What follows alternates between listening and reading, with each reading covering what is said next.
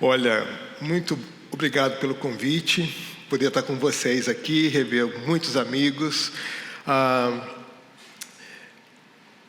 Toda vez que eu ouço um nome, eu sempre presto atenção nas reações que esse nome provoca em mim.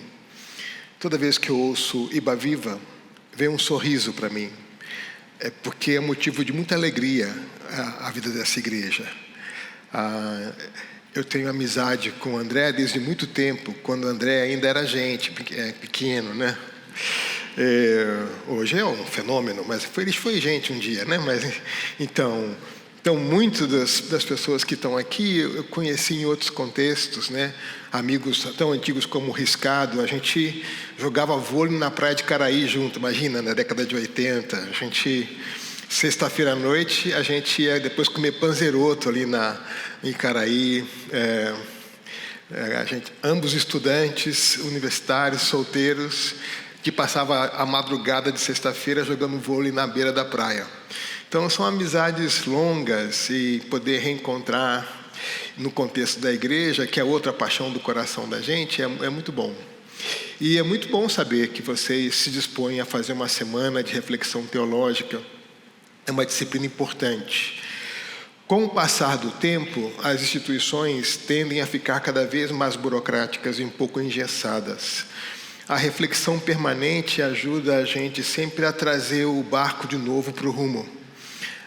Se perguntar se a gente está na velocidade certa, na direção certa, com as prioridades certas.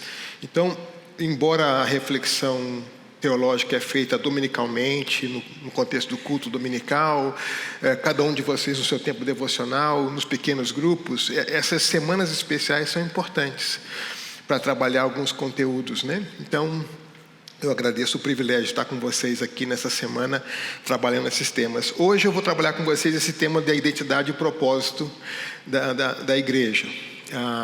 E vou dialogar um pouco com um texto que foi trabalhado ontem, porque esse texto que nós vamos usar de 1 Pedro é talvez o texto no Novo Testamento onde a relação com o Antigo fique mais explícita, dado a terminologia que o apóstolo Pedro utiliza nesse texto. Então, vai fazer um diálogo com vocês no texto que vocês estudaram ontem. Deixa eu ver se o texto aparece aqui. É isso. Vamos ver aqui o texto, então. Diz assim: vocês, porém, são geração eleita, sacerdócio real, nação santa, povo exclusivo de Deus, para anunciar as grandezas daquele que o chamou das trevas para a sua maravilhosa luz. Antes, vocês nem sequer eram um povo, mas agora são povo de Deus. Não haviam recebido misericórdia, mas agora receberam essa misericórdia. Como disse para vocês, nesse texto nós temos duas grandes verdades. Qual é a identidade da igreja? E qual é o propósito da igreja? Por identidade da igreja, o apóstolo Pedro vai fazer uma série de associações que no Antigo Testamento eram afirmações que separadas: nação santa, sacerdote e rei. E aqui no Novo Testamento ele vai juntar essas coisas e dialogar com essa herança que vem do Antigo Testamento. Por identidade nós temos aqui: vocês são geração eleita, sacerdócio real, nação santa, povo exclusivo de Deus. Por propósito, por missão, qual é a finalidade dessa natureza, dessa identidade? Anunciar as grandezas daquele que o chamou das trevas para a luz. Os cristãos são, portanto, esse verdadeiro povo de Deus. Eles são a continuidade do propósito redentivo de Deus na história, iniciado com a promessa com Abraão, passando pela lei com Moisés, até chegar a esse momento. Os textos que dão fundamentação para essa afirmação do apóstolo Pedro é o texto que vocês trabalharam ontem, de Êxodo 19, Isaías 43, 20 e 21, Oséias 1, 9, Oséias 2, 23. São os textos que são citados indiretamente nessa passagem que Pedro utiliza aqui nessa afirmação que faz. Então, a igreja é o cumprimento, a continuação do verdadeiro Israel de Deus. Vivendo com essa consciência, a igreja servirá a Deus como sacerdotes no meio de uma nação pagã, que é hostil a Deus, que é hostil à sua palavra e, em muitos lugares, hostil também ao seu povo. Hostil ao seu povo. Então, esse chamado que o povo de Deus recebeu de ser bênção para todas as nações, continua sendo levado pela igreja. Vocês antes não eram povo e agora são povo. Deixa eu trabalhar um pouquinho com vocês cada um desses aspectos da identidade que nós vimos aqui. Então, a primeira coisa que nós temos aqui, vocês são geração eleita, raça eleita. O povo do Antigo Testamento tem a marca na circuncisão, uma marca externa. O povo no Novo Testamento tem uma marca interna, que é a circuncisão do coração, expressa por meio do comportamento e da atitude desse povo. As Escrituras não esclarecem com muita profundidade esse conceito da eleição. E por isso se torna motivo de muita atenção ao longo da história da igreja esse debate. Mas algumas coisas nós podemos saber com certeza. Essa doutrina da eleição não é uma especulação humana, é uma revelação divina. O texto diz que vocês são eleitos, então não é uma especulação. Uma segunda coisa que a gente percebe também nessa doutrina da eleição é que ela é um estímulo à santidade e não uma desculpa para você pecar, né? Já que eu sou eleito, eu posso viver como eu quero. Não. Nós temos um outro rei, fazemos parte de um outro reino e temos uma outra forma de viver. Nós somos eleitos, separados, escolhidos por Deus para essa relação com um outro rei, sendo um outro reino e uma outra forma de viver. Então, a característica da missão da igreja, da vida da igreja, é estar inserida na história, mas não assemelhada, contextualizada. Ela não está fora da história, ela está na história, mas estando na história, ela é luz onde há trevas, é sal onde não há sabor, onde precisa ser preservado. Então, a característica da relação da igreja na história é sempre uma relação tensa, porque ela está inserida, mas nunca vai estar acomodada. Ela vai estar inserida, mas nunca assemelhada. Quando você pega as cartas que João envia às 7 igrejas, com exceção de 2, 5 são igrejas com problemas. Por quê? 60 anos após a morte do Senhor, 5 dessas igrejas se tornaram mais parecidas ao seu entorno do que ao seu Senhor. Então, no capítulo 1 do Apocalipse, você tem a revelação de Cristo. No capítulo 2 e 3, você tem as cartas às igrejas. E vocês vão lembrar que menções que são feitas no capítulo 1 sobre Cristo são repetidas para cada uma das igrejas de acordo com as suas necessidades. Aspectos do noivo que a noiva esqueceu. Então, uma igreja que tem uma cristologia deficiente não faz frente aos dilemas que o entorno traz para ela. Então, o Espírito que diz: eu conheço as suas obras, ando no meio de vocês, tenho a favor de vocês essas e essas coisas, mas tenho contra vocês essas e essas coisas. Então, uma pergunta vital para a vida da igreja o tempo todo é perguntar para o Senhor o seguinte: a forma como o Senhor nos vê corresponde à forma como nós nos vemos? Porque o Senhor pode nos ver de uma forma diferente da forma como nos vemos. Nos idos de 1900 e Vovó Mocinha, nos cultos de quarta-feira de oração da Igreja Batista, a gente começava o culto, pelo menos lá no Rio, a gente começava o culto cantando assim: vem, visita a tua igreja, ó bendito Salvador. Lembra desse hino? Sem a tua graça ela murcha, ficará sem vigor. Vem, visita, vem, visita. Era uma oração cantada, que é vital, que é fundamental a gente cantar. A gente precisa dessa visitação do Senhor, porque é muito comum e é de se esperar que, devido à nossa vida, onde nós vivemos, nós vamos nos tornando semelhantes ao nosso entorno, mas isso pode desconfigurar a igreja. Ela pode perder a sua característica de inserida, mas não assemelhada. Então nós temos uma identidade, e é importante conhecer essa identidade de nação eleita, geração eleita, raça eleita. Eu falei ração eleita? É mistura de raça com nação, viu? Então dá uma ração, é o que o seu cachorro come, a ração eleita. É não é? Dá para fazer uma ração evangélica agora com esse nome, dá para vender o negócio aqui. Ração eleita para um... Né? Aí você pode cantar aquele ó cão cego eu andei. Né? Faz o culto dog já o negócio aqui, né? Fica pentecostal. Aí, meu, a piada continua. Deixa eu parar aqui, porque senão eu não consigo parar esse negócio aqui. Engatou uma atrás da outra aqui. Stand-up é outro dia, né? Hoje, né? Enfim. Então, essa doutrina da eleição é um estímulo para a humildade. Que coisa maravilhosa. Deus enviou o seu Filho de forma objetiva na história para nos salvar desse mundo mau, diz Gálatas 1:4. Mas não somente isso. Diz o texto, e Ele enviou o seu Espírito para habitar no nosso coração, e esse Espírito de Deus clama em nós, Abba, Pai. Olha que coisa fabulosa. Cristo assumiu o nosso pecado, houve uma transferência. Mas há uma segunda transferência. Ele nos fez filhos por adoção e herdeiros. A gente transfere a Cristo os nossos pecados. E Ele nos transfere o privilégio de ser filhos e herdeiros de Deus. Então, isso é muito importante para a gente entender como é que filhos e herdeiros de Deus caminham na história. Temos um outro rei, um outro reino, uma outra forma de viver. Estamos inseridos, mas não assemelhados. Então, essa doutrina da eleição é para gerar em nós a humildade e é um estímulo para a santidade. Isso deve nos levar à justiça, a uma sincera gratidão.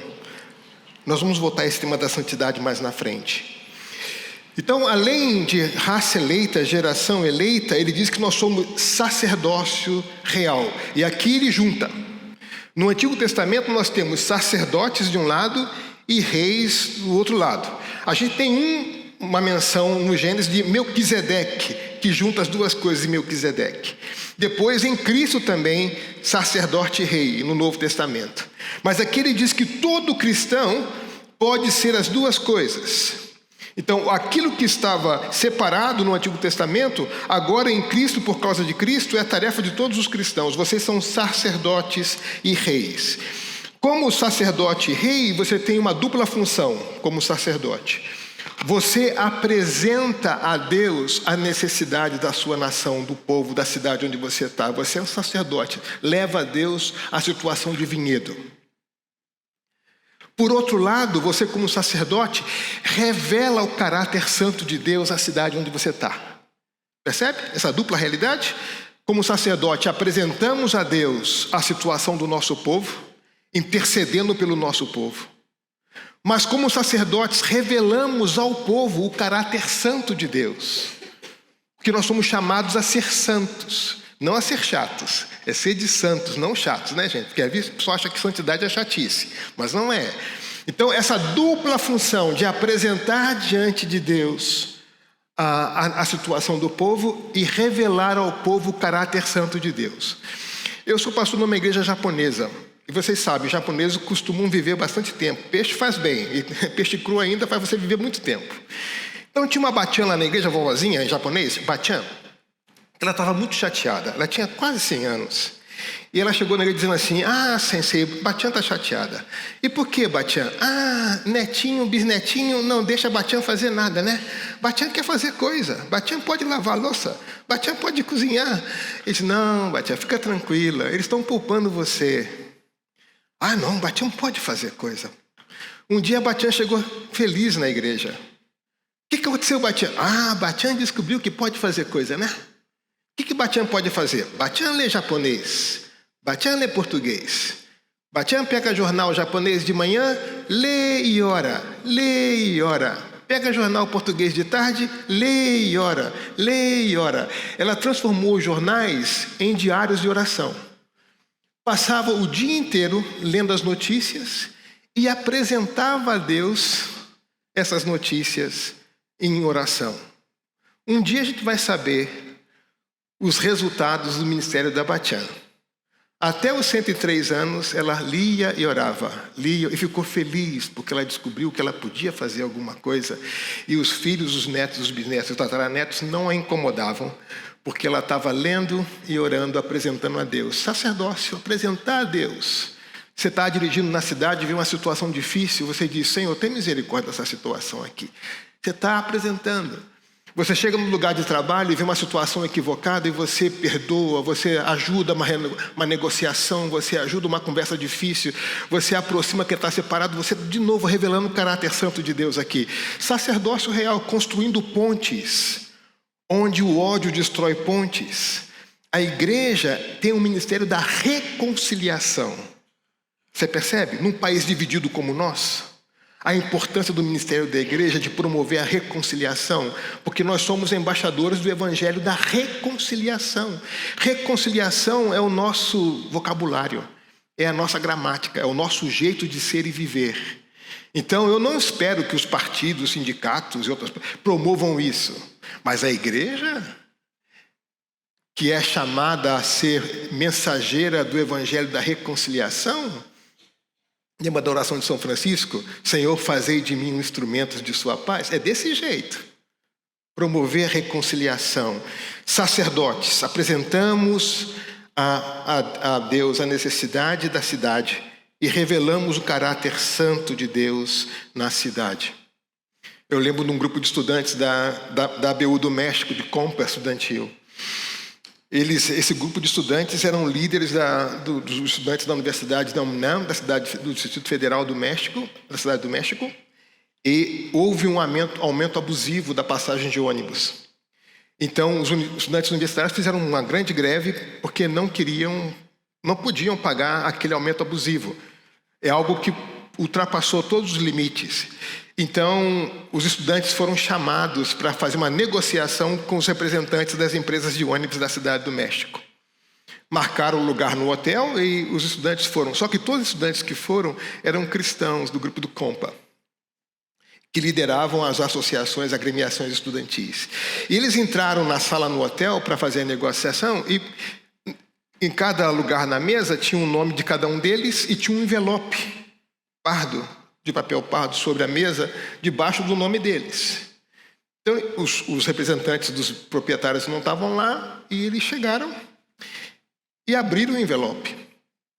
E a quantidade de dinheiro que tinha no envelope dava para pagar, assim, alguns anos de passagem de ônibus sem se preocupar. Colocaram envelope com dinheiro para cada estudante para fazer a negociação funcionar, basicamente.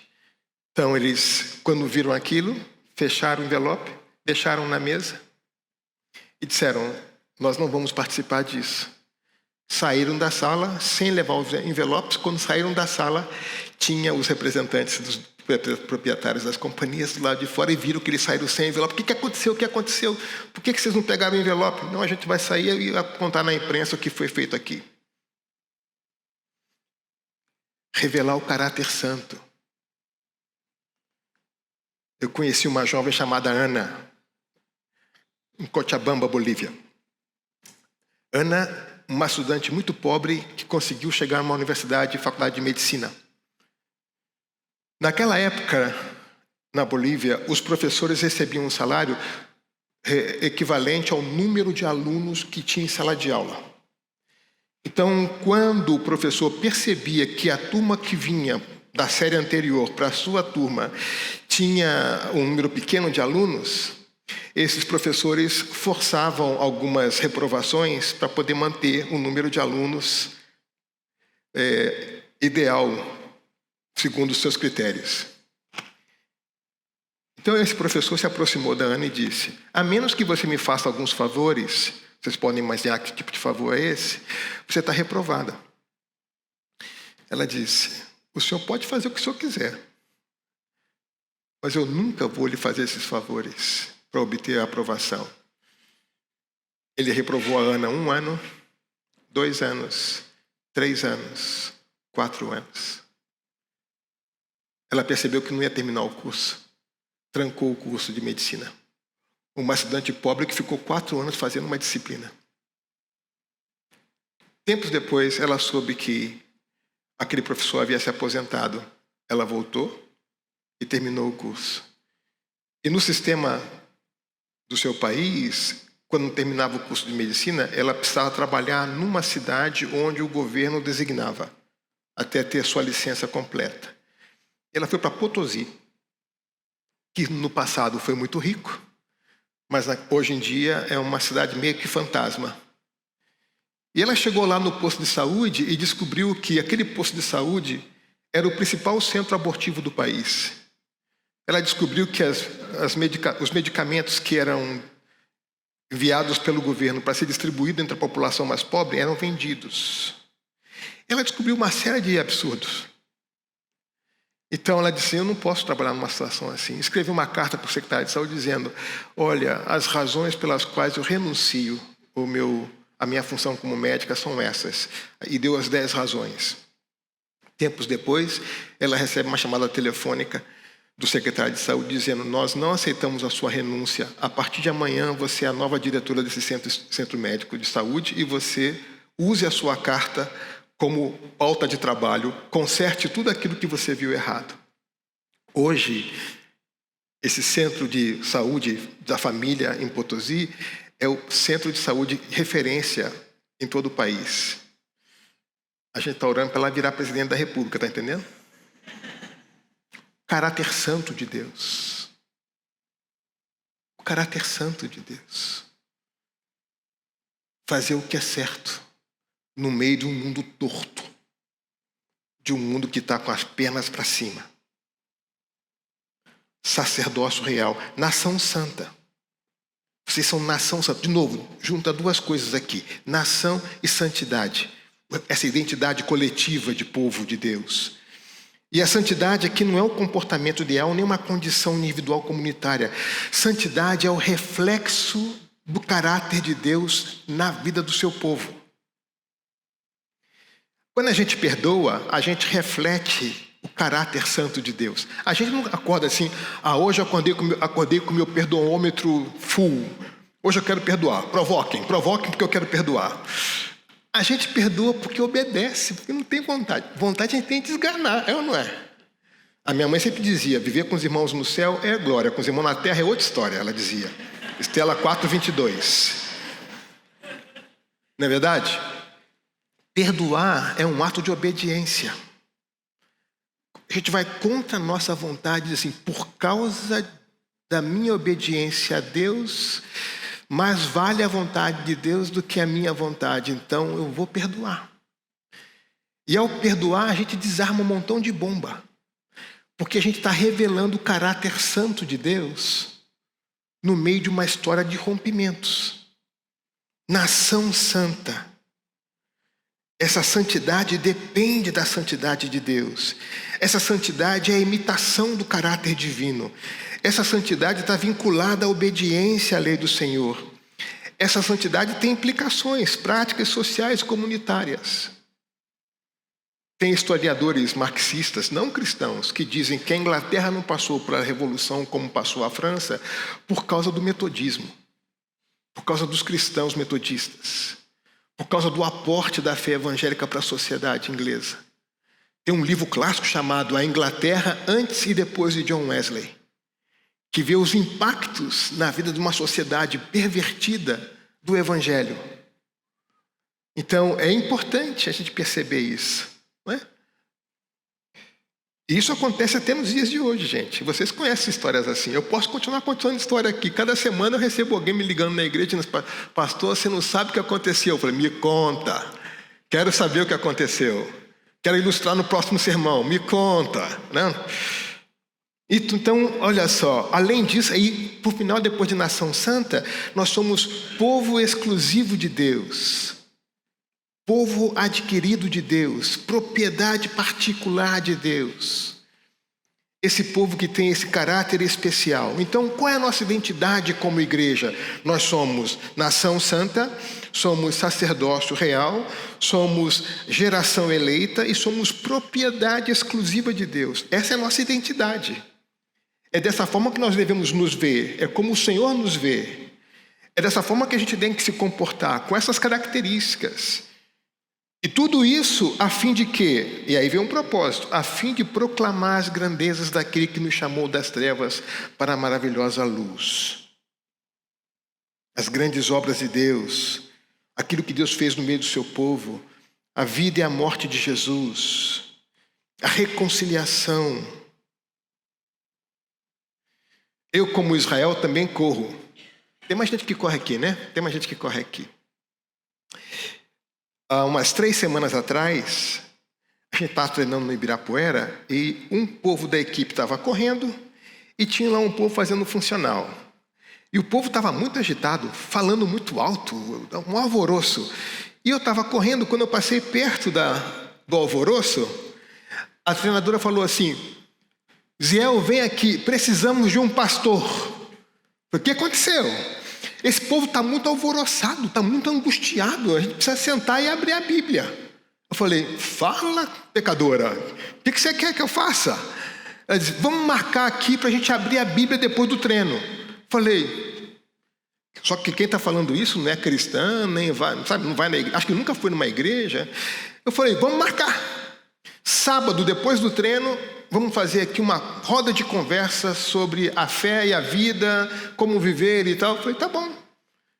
E aí terminou o treino sábado, eu sentei 40 pessoas na minha frente, depois dos treinos longos de sábado, para ouvir eu abrir a Bíblia com eles e contar para eles das grandes obras de Deus. Enquanto eu falava, gente chorando. Gente que nunca foi na igreja. Eu prego mais no Ibirapuera do que no púlpito da minha igreja, está entendendo? Sempre chega alguém do lado: ah, pastor, olha, houve um negócio aí e tal. Primeiro, quando acha que é pastor, eles se afastam um pouquinho, que eles têm medo, né? Pastor, a fama. Eu falo assim: eu estou melhorando o ritmo de vocês. Quer correr longe de mim? Porque sabe, né? Eu pego dízimo e oferta, dízimo e oferta. Então, não corre com a carteira não, porque, né, no movimento vai só que é dízimo e oferta cada um. Aí eles se mandam, porque eles têm um problema com, né? Coitados, eles estão certos, né? Enfim. Uma vez a gente estava treinando para, acho que era a Maratona do Rio, alguma coisa assim. E quando a gente corre, a gente conversa para saber se está num bom ritmo, né? Então, lá pelo quilômetro 18, naquele dia, a gente tinha 35 naquele dia. Então, quem conhece São Paulo aqui, a gente saiu do Parque do Ibirapuera, Avenida Brasil, vai até o Parque da Água Branca, depois sobe no Minhocão, sobe Augusta, Paulista o tempo todo, vai até a Estação da Conceição no metrô e desce para o Ibirapuera. É isso, 35. Lá pelo 18, a colega vira para mim e diz assim: Ziel, posso te fazer uma pergunta? Eu falei: pode. Por que cristão? Aí eu... E emendou: e por que pastor? Eu falei: e por que no quilômetro 18? Por que você não fez no 3? Eu teria um pouco mais de ânimo para responder esse negócio. Mas eu falei assim: e por que você está perguntando isso? Ela disse: se eu te contar o que eu penso dos cristãos, eu tenho até vergonha de dizer. De pastor, eu não tenho coragem de te falar. Eu falei: e? Pois é, mas eu estou convivendo com você aqui na equipe há algum tempo e eu percebo que eu não posso colocar todo mundo no mesmo saco. Eu falei: eu sou meio pior do que você imagina, né? Não, me explica isso. Eu falei: tá bom. A gente ainda tem aqui quase mais uns tantos quilômetros para conversar. E a gente foi conversando. Então, assim, eu fico impressionado como as pessoas querem saber, mas não têm coragem de se aproximar. Às vezes, se aproxima de um jeito diferente, né? O Zé, correndo comigo na Maratona do Rio, lá pelo quilômetro 20, ele disse para mim assim: Zé, qual é o sentido da vida? Eu falei: rapaz, na maratona. Eu falei: você está correndo em que direção? Da linha de chegada. Eu falei: esse é o sentido da vida, a linha de chegada. Chega vivo lá e depois a gente conversa, né? Revelar esse caráter santo de Deus. Não de uma forma chata. Estando com as pessoas, inserido, mas não assemelhado. Porque a gente pertence a um outro rei, somos parte de um outro reino, temos uma outra forma de viver. Mas inseridos. Então, proclamar: aquele que experimentou a intervenção resgatadora de Deus em sua vida não pode se silenciar. Nós não éramos povo e agora somos povo. Propriedade exclusiva. Então, qual é a nossa identidade? Como nação santa, sacerdócio real, geração eleita, povo exclusivo. É o que nós somos. A fim do quê? De proclamar palavras, ações, iniciativas, proclamar de toda forma, revelando esse caráter santo de Deus e apresentando a Deus a situação do povo no qual nós estamos inseridos, na situação na qual nós estamos inseridos. Muito bem. Aí é importante 3 coisas.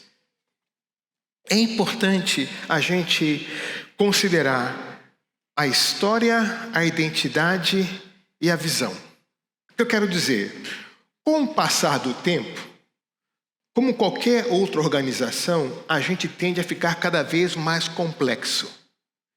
Para manter a dinâmica de movimento e a igreja não virar um monumento, esse tripé precisa ser mantido. História, identidade e visão.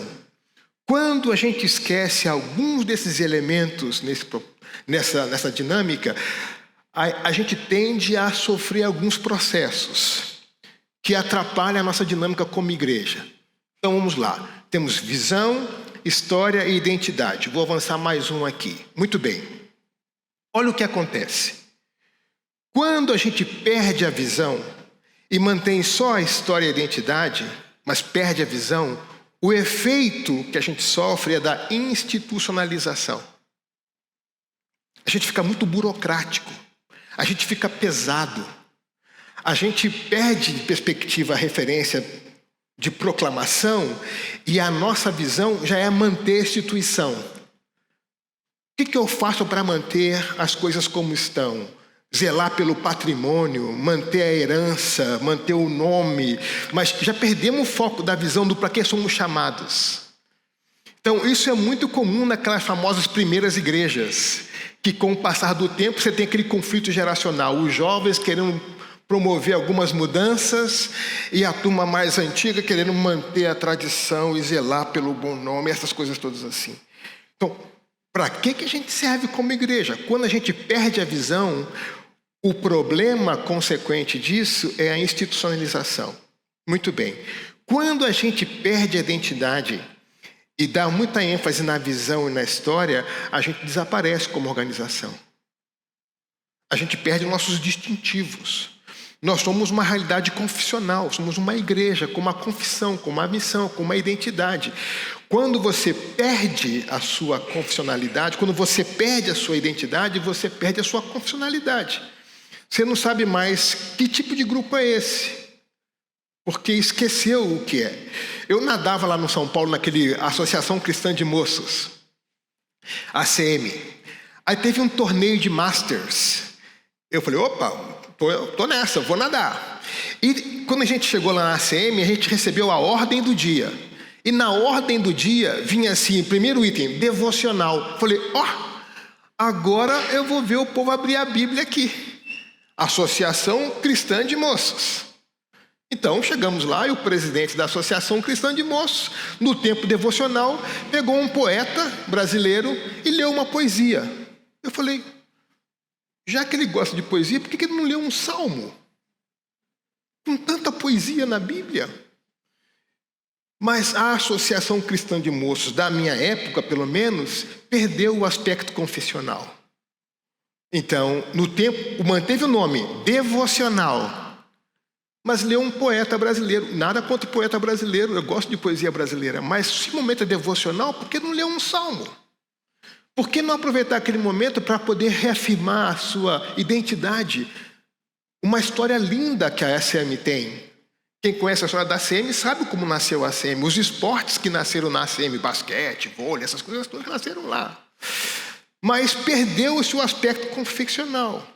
Então, às vezes, a igreja, na tentativa de ser tão relevante para a sociedade, de acordo com os critérios que a sociedade define relevância, a gente pode perder o nosso aspecto confessional.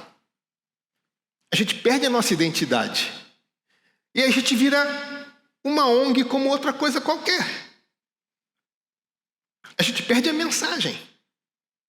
Então, Quando a gente esquece a identidade, a gente desaparece. Quando a gente esquece a história, a gente perde a perspectiva. Deus vem falando ao longo da história, tendo Deus outrora falado aos nossos pais pelos profetas, hoje nos fala em Jesus. Ou seja, Deus vem falando ao longo da história. E a igreja vem respondendo ao longo da história aquilo que Deus tem dito à igreja. Nós, como igreja, muitas vezes desconhecemos a nossa história. Às vezes lembramos da nossa história recente. Mas é importante que a gente conheça a história do povo de Deus. Conhecer a história da igreja, conhecer a história dessa igreja.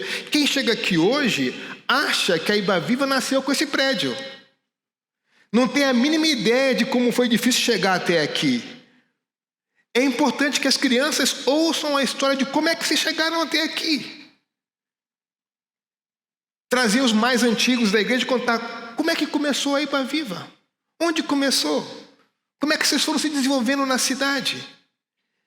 Passar de uma geração a outra geração a história para manter a perspectiva. Visão é importante. A identidade é importante e a história é importante. Tem um monte de igreja que não tem umbigo. Acha que inventaram o evangelho ontem. E esquece aquilo que Deus tem falado ao longo da história. Como o povo tem respondido ao longo da história. E como a gente pode aprender dessa história. Porque senão as gerações mais novas não vão saber dar valor. E sem história a gente perde perspectiva.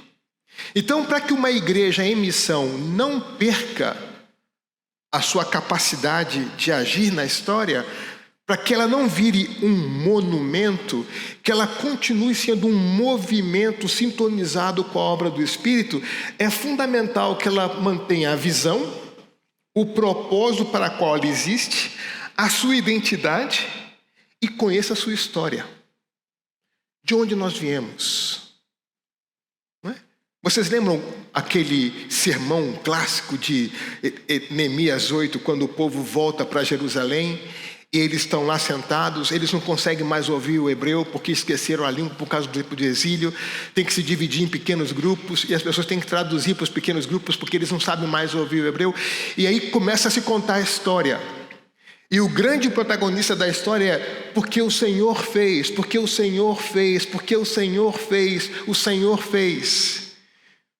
O Salmo 145 vai se contar de geração em geração os grandes feitos do Senhor. Então é importante que os seus filhos saibam quem foram seus avós. É importante que os seus filhos saibam que a vida não foi sempre fácil como está sendo agora. Que houve momentos importantes. Isso é importante na família, isso é importante na igreja, para não perder perspectiva. Então, para que a igreja não se torne um monumento, essas três dinâmicas ela precisa manter em equilíbrio. Vocês aqui da engenharia sabem que um tripé fica em equilíbrio em qualquer terreno, não é isso? É isso. História, identidade e visão. Isso pode ajudar, por exemplo, a definir os currículos de ensino da igreja. Isso pode ajudar, por exemplo, a definir a proposta do púlpito. Quantos dos nossos sermões vão contar a história? Quantos dos nossos sermões vão falar sobre a nossa confessionalidade? Quantos dos nossos sermões vão falar sobre a visão? E aí você faz um balanceamento, faz uma dieta bíblica equilibrada. Você pode fazer isso como um programa para a escola dominical. Você pode fazer isso num acampamento. Você pode organizar o seu conteúdo em função dessas ênfases, para continuamente manter a igreja nessa pegada de um movimento sintonizado e não de um monumento fossilizado. Não é? Muito bem, muito bem. Já é hora de parar, né? 5:09, é isso? Ah, é? Então tá bom, vou aproveitar esses 5 minutos. Joia. Então a gente tem aqui o resuminho dos perigos.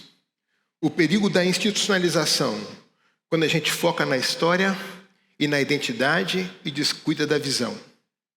O perigo de perder a perspectiva, quando a gente foca na identidade e na visão e descuida da história. O perigo de desaparecer quando a gente foca na história e na visão e descuida da identidade. Então, aqui no texto, nós temos, em 1 Pedro, como nós lemos, nós temos essas três coisas. Nossa identidade. Vocês são geração eleita. Vocês são sacerdócio real. Vocês são nação santa. Vocês são povo exclusivo de Deus. Antes vocês nem sequer eram povo, mas agora são povo de Deus. Não haviam recebido misericórdia, mas agora receberam. Então nós temos aqui a nossa identidade. Temos a nossa história. Sacerdócio real. Nação santa. Isso conta a nossa história. Nós temos a visão e o propósito. Qual a visão e o propósito? Para anunciar as grandezas daquele que o chamou das trevas para a maravilhosa luz. Esse esqueminha aqui de visão, história e identidade, dá para usar até na empresa, viu, gente? Para ajudar a empresa a dar uma reinventada, se você fizer um exercício lá, um brainstorm na sua empresa com essas três coisas, vai ficar bem, dá chique o negócio. Dá uma reinvenção, você se reposiciona no mercado. Então, isso aqui foi um paralelo, vocês não pagaram por isso, mas é só um plus aqui. Tá ótimo, então, isso aqui. Muito bem, deixa eu ver agora. Eu acho que o próximo slide eu já vou começar com outra pegada, então. Então, a gente pode fazer um intervalo. Tem um relógio ali. A gente pode fazer um intervalo agora e depois a gente começa com Atos 2 para continuar. Pode ser? Então, tá bom. Como é que despede, pessoal? Intervalo, assim? Muito bem, então na primeira parte nós vimos duas palavras-chave relacionadas à questão da igreja. Vimos a identidade da igreja e o propósito da igreja. Vimos que a igreja, ela está na história e ela está inserida, mas não assemelhada. A marca da presença da igreja na história é a distinção, é a diferença. Não há arrogância, mas a diferença. Por quê? Porque a igreja é essa comunidade santa que revela o caráter santo de Deus na história. E a santidade preserva a vida. O contrário disso é a morte. O salário do pecado é a morte. Mas a santidade preserva. O mundo só existe porque nós nos movemos e existimos nele. Deus é santo. Então a santidade é a preservação da vida. É a condição para que a vida seja preservada. Imagina, quando meus filhos foram nascer e o médico me permitiu entrar na sala de cirurgia para ver o nascimento dos meus filhos, eu percebi de longe os médicos se preparando para entrar na sala de cirurgia e eles fazendo a asepsia nas suas mãos, no braço, colocando a luva, e eles com as mãos para cima entravam de costas para não tocar em nada, porque ele precisava ter com as suas mãos plenamente limpas, porque ia tocar no corpo humano de alguém numa situação de debilidade ali, numa cirurgia. Uma mão contaminada poderia contaminar. Então, os médicos podem nos ajudar a entender essa santidade, essa limpeza, essa clareza para preservar a vida com quem vamos falar. Então, quando você tem uma igreja santa na cidade, você preserva a vida nesse entorno. Você comunica a vida, você traz reconciliação de divisão. Então, nós temos uma identidade como igreja, temos um propósito como igreja e nós sabemos também que com o passar do tempo, muitas vezes o nosso entorno influencia a vida da igreja. E para que a igreja se mantenha continuamente se renovando, ela precisa ter uma dinâmica de movimento, mas não de monumento. Ela não pode esquecer a sua visão, ela não pode esquecer a sua identidade, ela não pode esquecer a sua história. Esse tripé mantém essa dinâmica de movimento com base naquilo que é a sua herança, naquilo que é característico. Então, nós vamos avançar um pouquinho agora e vamos olhar para o exemplo disso no Novo Testamento. Então, em Atos 2, 42, 47, nós temos esse registro que Lucas faz sobre a dinâmica da vida da igreja no início da sua existência como igreja. Diz assim o texto: a igreja, eles se dedicavam ao ensino dos apóstolos, à comunhão, ao partir do pão e às orações. Todos estavam cheios de temor e muitas maravilhas e sinais eram feitos pelos apóstolos. Todos os que criam mantinham-se unidos e tinham tudo em comum, vendendo suas propriedades e bens. Distribuíam a cada um conforme a sua necessidade. Todos os dias continuavam a reunir-se no pátio do templo, partiam o pão em suas casas e junto participavam das refeições com alegria e sinceridade de coração, louvando a Deus, né? Muito bem. Quais são as dinâmicas que a gente percebe dessa igreja que inicia a sua vida como igreja, aqui ainda sem templos, porque não havia templos, partia o pão nas casas, essa igreja que vai crescendo e surgindo? Eu coloquei aqui num quadrinho para poder tentar explicar para vocês essas ênfases ministeriais que a igreja vai tendo. Então, diz o versículo assim, que elas se dedicavam ao ensino dos apóstolos.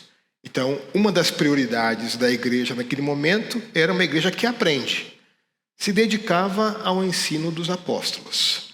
Então, a área da formação, da capacitação, era uma prioridade na vida da igreja. Uma outra coisa que a gente percebe nessa igreja é que eles mantinham-se unidos e tinham tudo em comum. É uma igreja que cuida. Essa dimensão de vida comunitária é importante. Então, você tem a ênfase na formação, na capacitação, no ensino, e você tem uma ênfase comunitária importante. Nós adoramos um Deus trino. Nosso Deus vive em comunidade. Nós somos chamados a ser comunidade e a refletir essa capacidade, essa qualidade do nosso Deus que é trino na nossa vida comunitária. Quando as pessoas entram aqui, elas precisam perceber que vocês falam de maneira diferente, que vocês pensam de maneira diferente. Elas vão perguntar, por que aqui eu vejo tanta distinção, mas não vejo nenhum conflito entre as diferenças, quando lá fora é tudo diferente? Porque aqui a gente fala um outro idioma. A gente tem uma outra forma de olhar e lidar com isso. Quando você precisa de um visto, para um consulado, e você vai até o consulado ou a embaixada para conseguir um visto, você percebe que naquele consulado, que é pedaço de um país estrangeiro no seu país, as pessoas falam outro idioma, elas se comportam de maneira diferente, elas se cumprimentam de maneira diferente, porque é uma outra cultura. Então, quando as pessoas entram na comunidade, elas devem perceber que aqui há algo diferente nesse espaço, há algo diferente nutrindo essa comunidade. Qual é o sazon que tem aqui? Que tempero é esse que tem aqui? São as relações redimidas do Evangelho, onde há o interesse genuíno pelo próximo. Né? Uma outra coisa que o texto diz, que eles dedicavam-se à comunhão e ao partir do pão e às celebrações. Então é uma igreja que adora, é uma igreja que celebra. O Senhor lhes acrescentava diariamente os que iam sendo salvos. É uma igreja que proclama. É uma igreja que evangeliza, compartilha. Tendo a simpatia de todo o povo. Que saudade dessa época, né, gente? Tendo a simpatia de todo o povo. Já houve uma época que a gente era benquisto. Tendo a simpatia do... Eu nem sei o que é isso. Né? É uma igreja que serve a comunidade. É uma igreja atraente. E lhes acrescentava diariamente, ou seja, é uma igreja que tem alguma estrutura, vai se organizando. Uma igreja que cresce. Então, nós temos áreas que nascem nessa dinâmica da igreja que vai se formando. A atenção na formação, na capacitação. Nós temos uma atenção na celebração, na proclamação, no serviço à comunidade e à estrutura. São algumas áreas. Geralmente as igrejas que fazem seus planejamentos estratégicos, elas se organizam em função de alguns ministérios. E esses ministérios passam por aqui, de alguma forma. Porque esse texto é um texto que serve como texto base para muitas das nossas formas de como organizar a igreja. Mas aqui nós temos ênfases de uma igreja que está inserida, mas não assemelhada.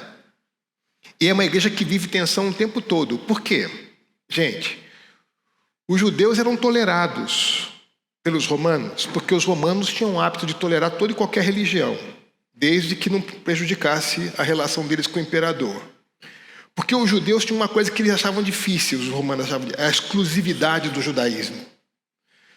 Os cristãos tinham também esse problema, mas um outro problema. Os cristãos, além da exclusividade, eles tinham também o importúnio da evangelização. Então, os judeus ficam na dele, mas os cristãos saem por todo mundo, transtornando o mundo, pregando e anunciando esse evangelho. Então, ele é exclusivo por um lado e é singular na proclamação por outro lado. Então, o que aconteceu é que esses cristãos foram sendo odiados pelos romanos e pelos judeus, porque criava problema onde estava, né? Então, eu costumo dizer, se a igreja é fiel em pouco problema, sobre muito problema Deus vai colocar essa igreja. E isso é bênção. Igreja boa cresce em problema. Por quê? O evangelho vai invadindo as trevas e o que ele vai encontrando? Mais trevas. Não é isso? Então, uma igreja de braços abertos para todos é um problema sério, gente. Só chega a gente torta. Igual a gente era torto no passado. Hoje a gente é torto e acha que não é. Porque a gente ficou míope. Mas a gente é torto. Mas é um torto redimido. É um tortinho manso. Mas é torto. Chegou uma mãe na igreja e disse assim: pastor, pode orar pelo meu filho? Tem 7 anos, ele não consegue aprender a ler. Gente, eu sou pastor numa igreja japonesa. Criança com 7 anos faz derivada integral, tá entendendo? Aquele negócio de Kumon é um caso sério. Falei, essa criança não aprende a ler? A gente vai orar. Chamei as psicopedagogas da igreja, cola. Vamos descobrir o que está acontecendo aqui. E a gente começou a investigar. E a gente descobriu que aquela criança havia descoberto que o pai tinha uma outra família. Que essa família era anterior à família dele. Que o pai, de fato, não era casado com aquela senhora, mas era casado com a mãe dele, mas já tinha família anterior. Descobriu que tinha irmãos adolescentes. Descobriu que o pai desviava recursos da sua família para aquela família. Então, como é que um japonesinho inteligente faz o pai sofrer? Vou mal na escola. Porque o pai fica doido. Está entendendo? Aí ele não aprendeu a ler. Claro que ele sabia ler. Aí vamos ajudar essa família. Aí os pastores se envolveram na situação. Eu falei para vocês, se você é fiel no pouco problema... A gente descobriu que aquele pai tinha 10 irmãos. Que os 10 irmãos viviam do mesmo jeito. Que o avô dele vivia do mesmo jeito. E que quando a família descobriu que a igreja, os pastores estavam tentando ajudar aquela família, resolveram ameaçar os pastores da igreja. Então hoje, quando chega alguma mãe com problema, eu já pergunto, quantos tios ele tem? Não é verdade? Lógica simples. Né? Para resumir essa história, essa família, para poder proteger a sua fé e consertar a situação, foi embora para o Japão, ficar longe da família para poder... Há pouco tempo atrás eu recebi esse jovem de volta, menino brilhante, fez uma excelente universidade no Japão, hiper inteligente, está bem ajustado. Aquele menino que aos 7 anos não sabia ler. Então, Deus vai levando a gente para umas situações como igreja, que a gente diz assim, Senhor da glória, o que a gente fez de errado? Não, está tudo certo, é isso mesmo. A gente vai avançando no meio das trevas e vai descobrindo situações cada vez mais difíceis. Mas sabe o que a gente descobre? Que a graça de Deus foi suficiente ontem, é suficiente hoje e vai ser suficiente amanhã. Que a gente não confia no nosso próprio mérito. A gente diz para o Senhor, Senhor, eu não sei o que fazer aqui. Você conhece a teologia do pato? A patologia? É o desespero de pastor, que é igual o pato. O pato, por fora d'água, é tranquilinho, não é? Debaixo d'água ele está assim, né? O pastor também tem a teologia patoral. É assim também. A pessoa vem contar o problema para você, por fora você está assim. Por debaixo você está assim, Senhor da glória, o que eu faço aqui nessa situação? Então, se você me vê calmo para o lado de fora, sabe que por dentro eu estou no desespero. Toda vez que você vê um patinho na lagoa agora, você vai lembrar do André. Olha lá o pastor lá, ó, tá lá. Por fora, calminho. Por baixo, desespero. Porque os problemas são enormes. São enormes. Termino de pregar, faço um apelo na igreja. A igreja ex-batista é fogo, né? Faz sempre apelo. Aí a jovem vai lá na frente, assim. Falei, bem-vinda. Eu vi que você levantou a sua mão. Quem te trouxe aqui na igreja? O meu cliente. Seu cliente? É. E qual o seu ramo de atividade? Eu sou prostituta. Seu cliente é dessa igreja? Foi ele que te trouxe aqui. Ela disse, na verdade, ele não, a mãe dele é que é daqui. Eu falei, Eu pensei, o que eu faço agora? Despeço a moça, tenha uma boa semana de trabalho. Não esqueça dos seus dízimos e ofertas. Eu falei, eu não posso despedir essa moça do mesmo jeito. Essa é a vantagem de ser pastor japonês. Quando o sensei fala, o povo nem pergunta. Eu digo, eu preciso de 3 grupos agora. Eu preciso de um grupo que hospede essa senhora em outro lugar. Ela não pode voltar para casa onde ela está. Eu preciso de um grupo que encontre um trabalho para essa moça agora. E eu preciso de alguém ou um grupo de pessoas que se disponham a sustentar essa moça enquanto ela não conseguir um outro tipo de trabalho. E é agora. Não dá para esperar a reunião da direção da igreja. É agora. Eu vou ficar enrolando aqui, vocês arrumam o grupo agora.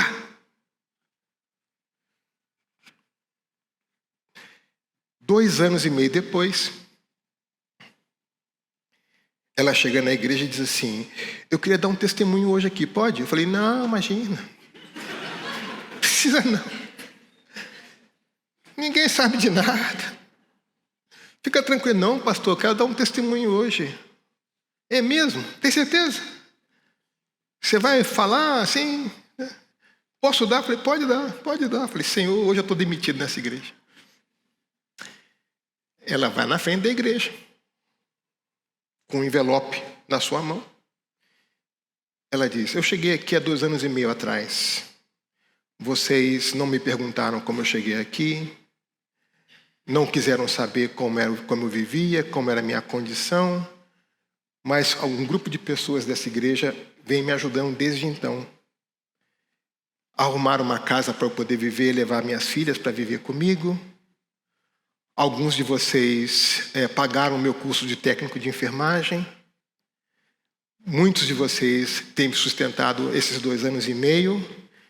E eu terminei o meu curso de técnico de enfermagem, arrumei o emprego, e hoje eu vim trazer aqui minha primeira oferta do meu primeiro salário digno. Eles não entenderam porque os pastores estavam chorando, desesperados lá atrás. Porque eles não sabiam a história. No dia do batismo dela, ela trouxe as amigas. 3 delas se aproximaram no final do culto. Pastor, a gente é amiga da fulana. Eu falei, de que época da vida vocês são amigas? Muito tempo. Eu falei, A gente viu o que Jesus fez na vida dela. Será que Jesus pode fazer na nossa vida também? Eu falei, das 3. Igual? Falei, Senhor da glória, se é fiel no pouco problema, vem muito problema. Paulo chegou na igreja de paletó e gravata. Na igreja a gente não usa paletó e gravata, só no dia que casa ou no dia que morre, mas a gente não usa. Ele chegou de paletó e gravata e apresentou as 3 filhas.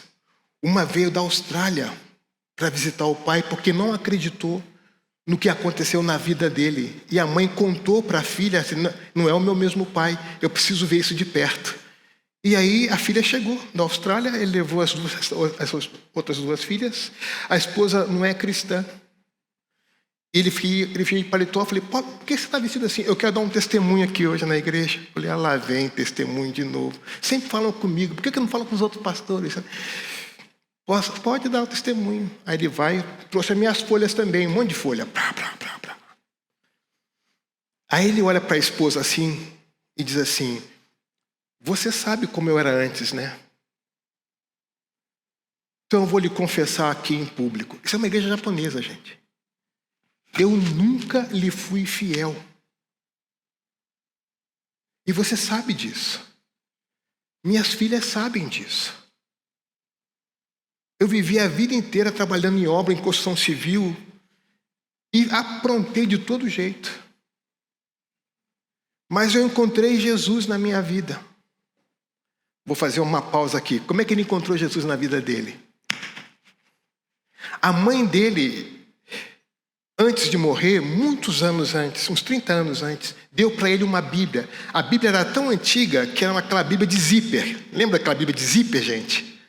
Sociedade Bíblica, revista corrigida com zipão assim, né? Era um show aquela Bíblia, não era? Era um espetáculo. Aí um dia ele passou na porta da igreja, lembrou que a mãe dele havia dado uma Bíblia para ele que ele nunca havia aberto. Mais de 30 anos depois. Ele chegou em casa e resolveu abrir a Bíblia. Ele abriu a Bíblia com zíper. Quando ele abriu a Bíblia, caiu um papel de dentro da Bíblia. Aí ele pega o papel. Era uma oração em japonês que a mãe havia escrito pela conversão dele. Uma oração escrita em japonês dentro de uma Bíblia mais de 30 anos antes. Quando ele leu aquela oração, A mãe não viu isso. Estava lá a oração dentro da Bíblia escrita. No momento certo. E ele chega na igreja com aquela Bíblia, aquela oração. Assim que ele chegou. Voltando para a história. Eu nunca lhe fui fiel. Mas encontrei Jesus. Jesus mudou completamente a minha vida. E você sabe disso. Minhas filhas nem acreditam nisso. E hoje eu quero fazer aqui um pedido em público para você. Por isso que eu vim com essa roupa. Ele mete a mão no bolso, eu já fiquei, o que esse cara vai tirar do bolso? Vai fazer um harakiri no culto, alguma coisa assim. Aí ele tira uma caixinha. E diz assim, hoje eu quero pedir você em casamento. De verdade. Você aceita casar comigo? Isso no culto da manhã na igreja. Todo mundo. Um olhando para a cara do outro. O pessoal, aceita. A gente teve que parar o culto dominical para fazer um casamento. Aquele chororô na igreja. E aí depois eu subi para o púlpito, eu tinha que pregar. Eu falei, Paulo, você acabou com o meu sermão. Como é que eu vou pregar agora? Quando a gente chegar em casa agora, todas as esposas vão perguntar, quando é que você vai fazer isso com a gente também lá?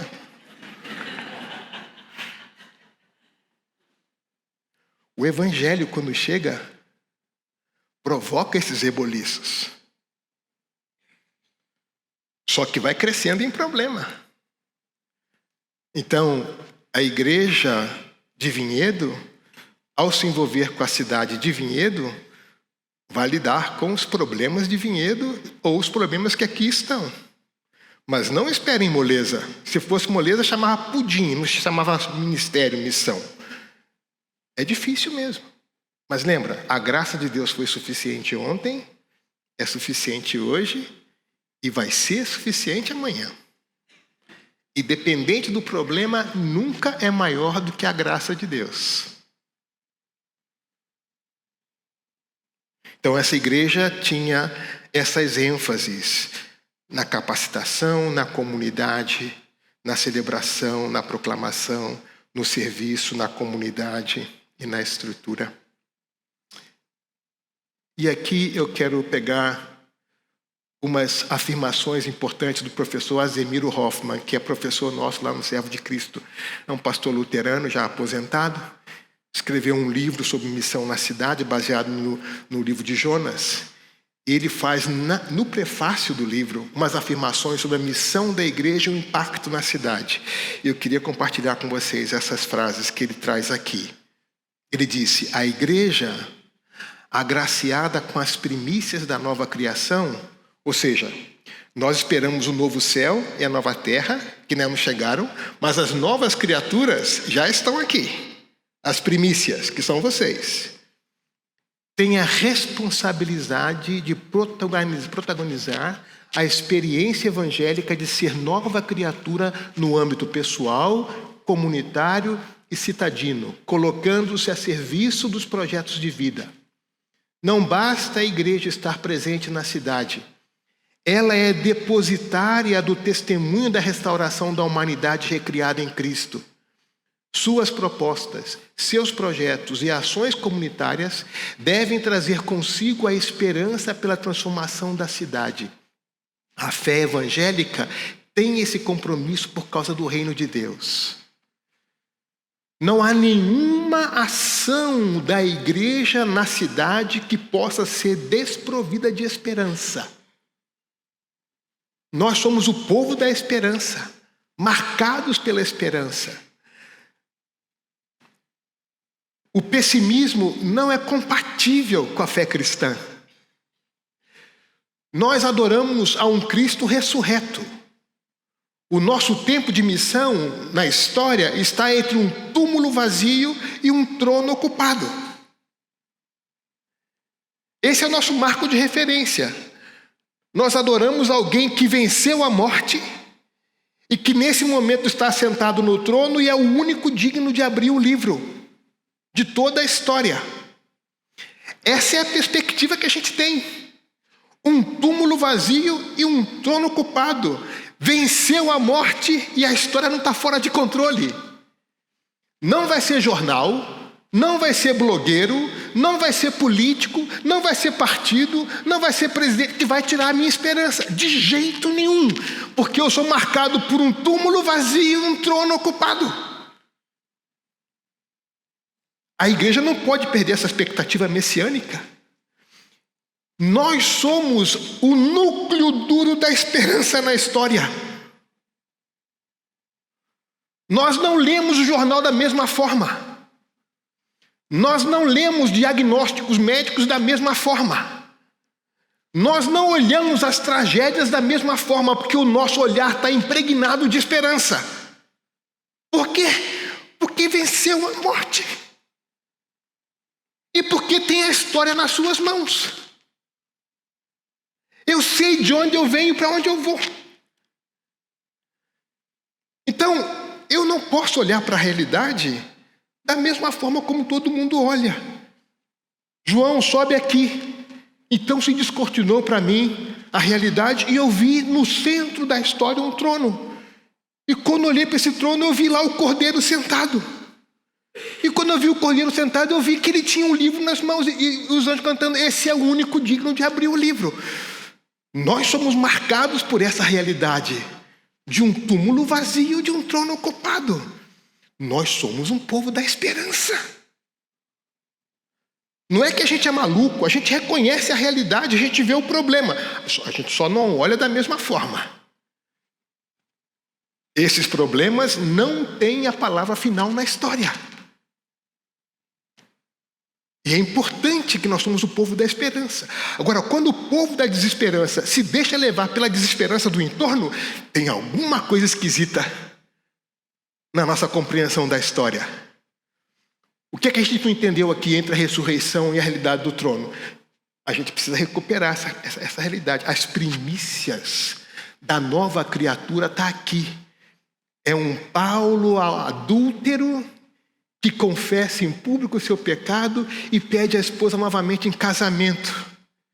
É uma mãe que, sem ver, ora de forma escrita, coloca numa Bíblia e entrega a Bíblia fechada ao filho, esperando que algum dia ele vai ver aquilo. E 30 anos depois ele abre aquela bendita Bíblia e cai a oração no chão e os olhos dele se abrem para uma outra realidade. Isso é esperança. Que maior contribuição a igreja de Vinhedo pode dar a essa cidade, senão ser um povo de esperança? Todo mundo sorumbático nessa festa. Vamos lá na Igreja Batista de Vinhedo, vamos lá na Ibaviva, porque a gente chega lá, a gente tem um ânimo diferente. Eles têm alguma coisa, tem lá um ziriguidum diferente. Ziriguidum no grego profundo é esperança. Tem um ziriguidum diferente. Chega lá, o que é isso aqui? Esperança, meu filho. Esperança é um túmulo vazio, um trono ocupado. A gente não está sozinho na história. Eu tenho um Deus que eu chamo de Pai. Eu não sou órfão nessa história. Aqui tem um ziriguidum diferente. Uma palavra hebraica para esperança. Ziriguidum. Hebraico do Rio de Janeiro, não é? Muito bem. Tem mais. A fé cristã é uma atitude crítica que percebe os limites dos construtores urbanos com seus modelos idealizados ou ideologizados. E, ao mesmo tempo, ressalta a compaixão do Senhor através de ações proativas a favor da cidade. Ela não se coloca como espectadora, mas se integra-se como fermento capaz de levedar as massas. A massa. Nós não deixamos nos levar pelos modelos idealizados ou ideologizados. Vou mandar bala, hein?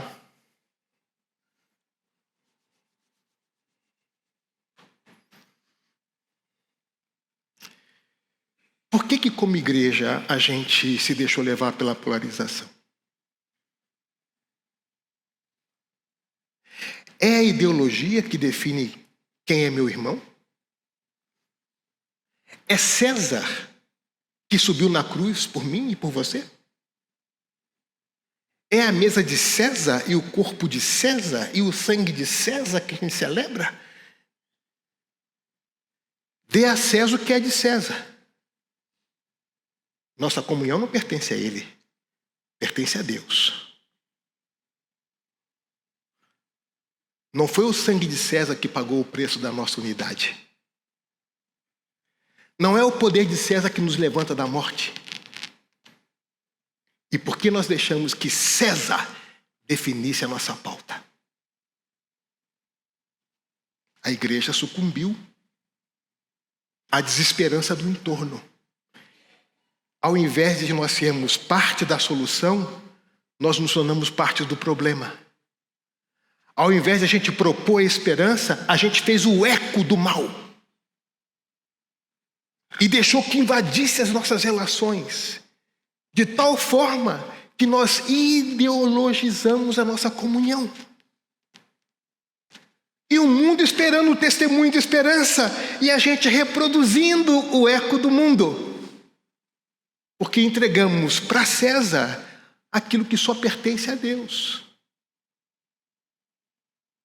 Nunca César vai quebrar a nossa comunhão.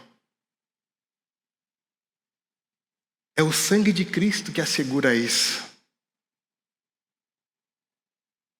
Então nós nos deixamos levar pela euforia do entorno. A gente tem que dar um passo atrás e pensar, peraí.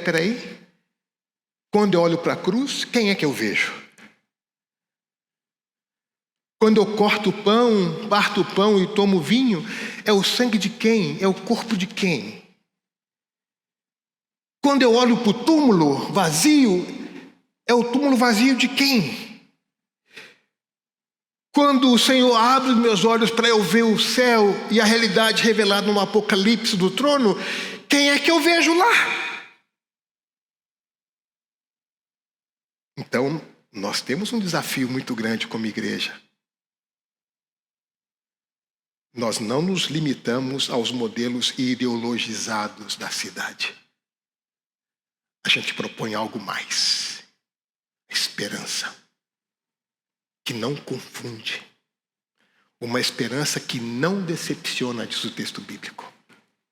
E tem mais. Herodes soube que Jesus nasceu. Aí Herodes fala para os magos: quando você encontrar um menino, marca no WhatsApp o endereço, que eu quero ir lá adorar a criança. Herodes. Ficou fofo, dorama. Olha o Herodes, que fofo. O Herodes quer adorar o menino. Nossa, que coisa boa. Até Herodes. E alguém acredita em Herodes?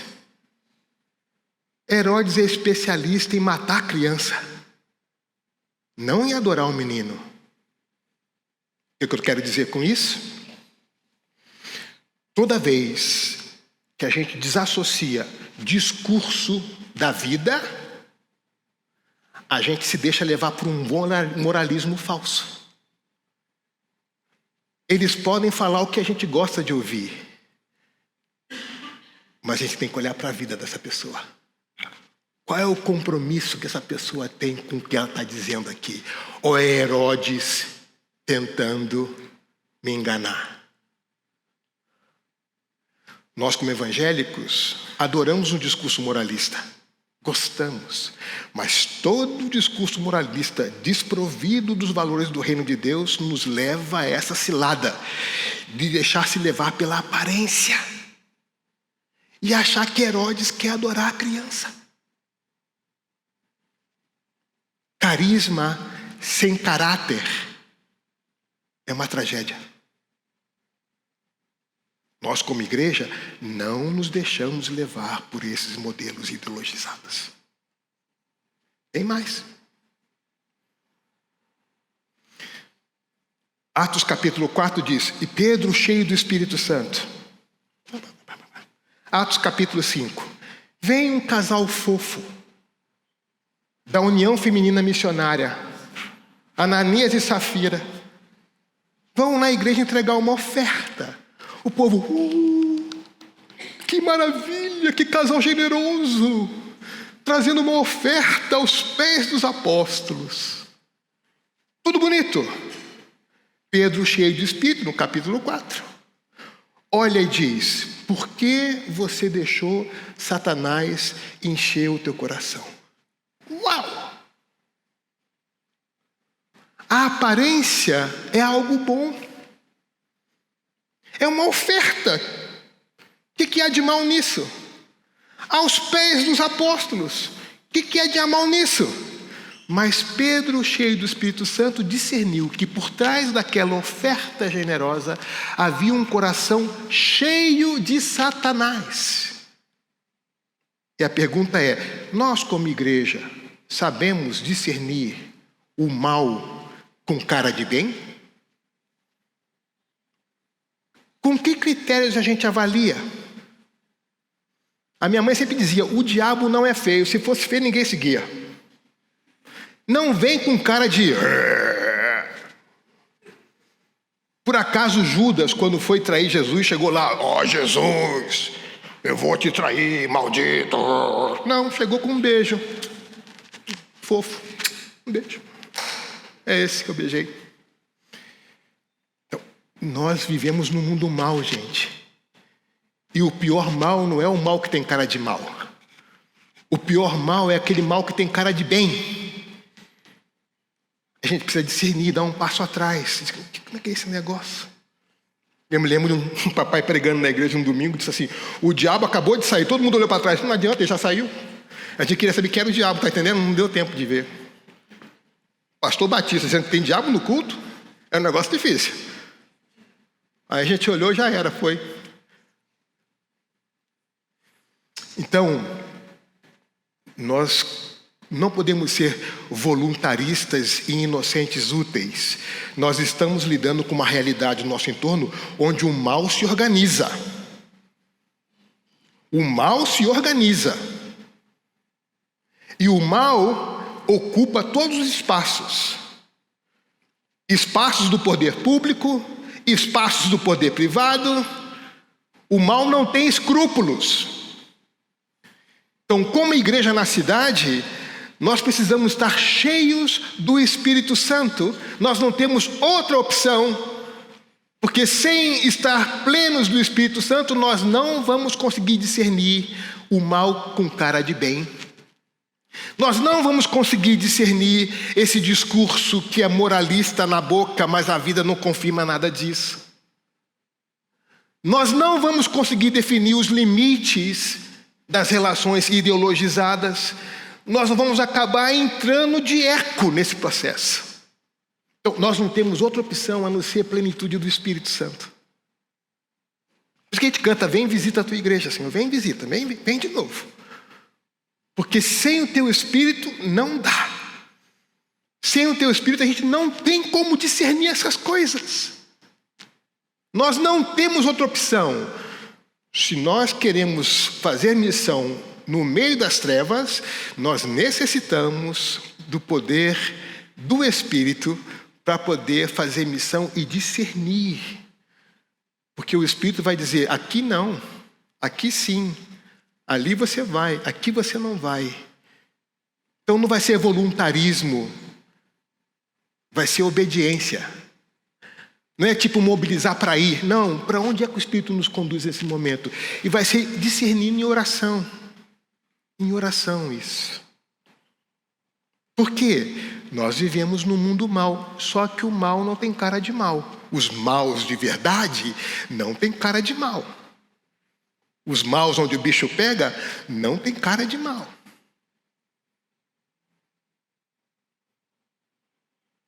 Podia contar cada história para vocês aqui, mas vocês não vão dormir, né? Fico com essa só das histórias da Bíblia. Está mais distante da gente. Mas cada coisa, cada cilada, ainda presente. Mas é fácil. Olha para o testemunho evangélico e vê qual é o fruto disso. Você vai ver onde está a origem dessas coisas. Então a gente não se limita aos modelos ideologizados ou idealizados da cultura, porque o Espírito nos ajuda a discernir para além dessas coisas. Para além dessas coisas. Para tanto, a igreja necessita debruçar-se sobre o seu projeto de missão para e com a cidade, não de um projeto restrito pensado para os limites da sua denominação, antes de um projeto que a sua corporação a serviço do bem da cidade. A igreja, portanto, deve ser capaz de visualizar os que se empenham pelo bem da cidade e conjugar esforços com atores sociais comprometidos com a vida da cidade, mesmo que esses façam com motivações diferenciadas. Alguns de vocês da década de 70 aqui sabem do autor como Francis Schaeffer. Ele tem um livro fabuloso escrito O Manifesto Cristão. Está esgotadíssimo, não sei onde a gente encontra esse livro aí, mas nesse livro Manifesto Cristão, o Schaeffer dá dois conceitos importantes para a gente. O conceito da cobeligerância é um dos conceitos. O que significa cobeligerância? Eu não preciso crer na mesma coisa que essa pessoa crê. Mas se ele quer fazer alguma ação de bem para a cidade, e eu vejo que é uma ação boa para a cidade, eu posso me unir a ele nesse esforço de fazer algo bem bom para a cidade. Embora ele tenha uma crença diferente da minha. Mas ele não está pedindo para fazer culto com ele. Ele está pedindo para a gente agir em função da cidade. Aqui é uma rua muito escura. Nossos filhos chegam tarde da escola. Vamos melhorar a iluminação da rua? Você pode se unir conosco? Claro, por que não? Cobeligerância. A gente coopera e junto faz o bem para a cidade. Nós não estamos falando de unir cultos, fazer cultos. Estou entendendo o que eu quero dizer? É simplesmente juntar os esforços para cooperar e junto procurar o bem da cidade. Respeitando os limites da sua confissão, se não tem nenhum problema de sua confissão, é simplesmente uma ação de um benefício comunitário, não há por que não fazer. Esse conceito chama-se cobeligerância. A gente participa junto de iniciativas. E é um conceito muito bom esse conceito, porque ajuda a gente né? Quando você vai pegar o metrô em São Paulo, você não pergunta para o maquinista, é crente? Se não for no sul, né? Não vou entrar no metrô, é crente? Não sei se é crente. Ou no avião, você é piloto, é crente? Você não faz isso, né? Ou quando você recebe o dinheiro, foi lavado no batistério? Você não faz essa pergunta, né? Então, a gente aprender essa ética da coparticipação do bem da cidade, saber os limites, nós estamos inseridos, mas não assemelhados, mas podemos cooperar em esforços comuns para o bem da cidade. E a igreja pode fazer isso com liberdade, independente da linha política de um ou de outro. É o bem da cidade, a gente pode cooperar, até aqui vai o nosso limite da cooperação. Está na hora de terminar, né, gente? Só estou quase acabando aqui já. Finalmente, a cidade é um projeto em permanente construção, reconstrução, revolução ou transformação. Exige dos estudiosos e missionários a tarefa da exegese bíblica e urbana, equipes que conjuguem variados saberes e óticas por tratarem de uma realidade cada vez mais plural. Ou seja, a gente tem que ler a Bíblia e fazer exegese da cidade também. E a cidade é uma coisa complexa. Então a gente precisa juntar aqui engenheiro, arquiteto, professor, policial, delegado, comerciante, pastor, e fazer um grupo de tarefa, um grupo de estudo, para poder olhar para a cidade sob vários ângulos. Cada um com a capacidade que Deus lhe deu, com a especialização que Deus deu, e a gente se junta para trabalhar junto pelo bem da cidade. Então a gente propõe, a gente não espera que o pastor resolva tudo. Não, mas a igreja tem pessoas com muitas habilidades. Eu sou pastor há 32 anos na igreja, eu não sei quanto que entra, quanto sai de dinheiro na igreja, eu não tenho a mínima ideia. Porque eu tenho uma equipe de finanças da igreja que cuida disso.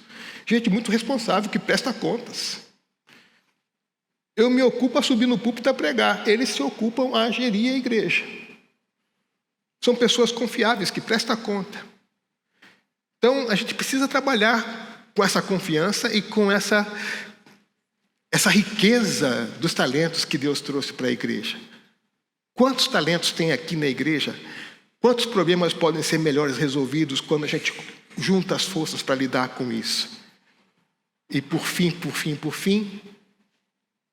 eu adoro essa fase final aqui. Ele diz: a missão urbana é um protesto contra a ruína da cidade civilizada que experimentamos. Ela busca uma visão espiritual capaz de abranger todo o conselho de Deus, contextualizado ao caos urbano. Enquanto na cidade há muitas forças de morte, o evangelho é a força de vida na cidade. Pregar o evangelho é um protesto contra tudo que mata, contra tudo que levanta morte e traz morte, porque é uma palavra de esperança. Vou terminar com a história do Eloy. Eloy era um colega da faculdade que eu tinha, marxista até cair para trás, daqueles comunistas assim, sabe? Que até os olhos ficam vermelhos. E ele dizia assim: quando a gente assumir o poder, eu vou matar todos os cristãos e você vai ser o primeiro no paredão. Ele dizia para mim. Eu dizia para ele: pelo menos vou morrer na mão de um amigo. Ah, beleza. Você me mata e eu vou morrer dando um sorriso para você. Um dia, na minha república, que o Riscado conheceu, lá o Florilégio da Loucura, éramos 12 rapazes em 50 metros quadrados. Então, por isso que dizia Florilégio da Loucura, porque era tudo maluco, tudo crente, mas tudo doido. O único normal era eu, você pode não ter uma ideia. Então, 3 da manhã, toca a porta da minha república lá, era o Eloy, transtornado. Falei: chegou meu dia, né? Mas nem teve revolução no Brasil. Chegou meu dia. Ele sobe: posso entrar? 3 da manhã, Eloy. O que você está fazendo na rua uma hora dessa? Não, eu saí de casa para vir para cá. Falei: o que aconteceu, Eloy? Não sei como lidar com isso. O que aconteceu, Eloy? A essência suplantou a existência. Falei: Eloy, traduz. Meu pai acabou de morrer e eu não sei lidar com isso. Aí eu dei um passo para trás. E você veio conversar comigo sobre isso agora? Me conta essa história de Jesus de novo. Falei: senta, Eloy. Vou te contar a história de Jesus de novo. Como a morte foi tragada pela vida. 3 da manhã. Um jovem desesperado, buscando sinais de esperança, foi lá no Florilégio da Loucura chamar o amigo que ele disse que ia ser o primeiro que ia morrer no paredão quando ele assumisse o poder. dizer que não sabia lidar com a morte. Me conta essa história de Jesus de novo.